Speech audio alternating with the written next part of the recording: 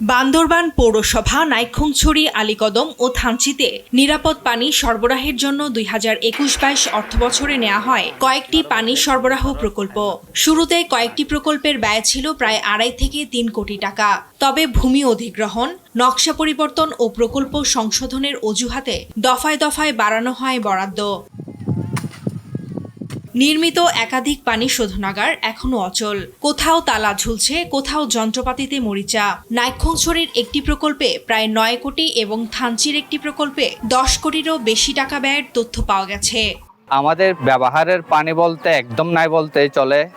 নাইক্ষ্যংছড়ি উপবন পর্যটন লেকের যে লেকটা আছে, ওই লেকের পানি নিয়ে আমরা সাধারণত চলাচল করি। পানির হন হাঁসগড়ি বয়ে যাচ্ছে 5-6 বছর ধরে মানুষের হয়রানি আর নির্যাতন চলে। 2-1বারই মাইকিং করেছিল পানি দিবে বলে, 2-1বার ডেট দেওয়া হয়েছিল, বাট আমরা কিন্তু পানি পাইনি। 5 বছর পর্যন্ত হাত চলে, কিন্তু পানি পর্যন্ত না ভাই, এই কষ্ট তো আরো মুক্তি পাইতে চাই। আসা দেখে শুনে চলে যা তালা মেরে। তবে প্রকল্প বাস্তবায়নে অনিয়ম, ব্যয় বৃদ্ধি ও দীর্ঘসূত্রিতার অভিযোগ অস্বীকার করেছেন সংশ্লিষ্ট নির্বাহী প্রকৌশলী। তার দাবি, ভূমি অধিগ্রহণ সহ বিভিন্ন জটিলতার কারণে প্রকল্পগুলো চালু করা যায়নি। টাকাটা দিতে পারিনি বলে এটা প্রজেক্ট শেষ করা যায় নাই। এই অর্থ বছরের পরিস্থিতি মোটামুটি আমরা 1 মাসের মধ্যে এটা ওয়ার্কিং এ নিয়ে আসবো। না সবাইকে যেটা তখন থেকে এটা প্রকল্পের কোনো টাকা বাড়ে নাই।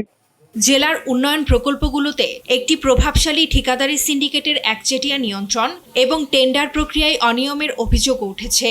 ভুক্তভোগীরা এসব বিষয় তদন্ত করে প্রয়োজনীয় ব্যবস্থা নেওয়ার দাবি জানিয়েছেন। ফারজানা আফরোজ টুম্পা, নিউজ ডেস্ক, দেশ টিভি।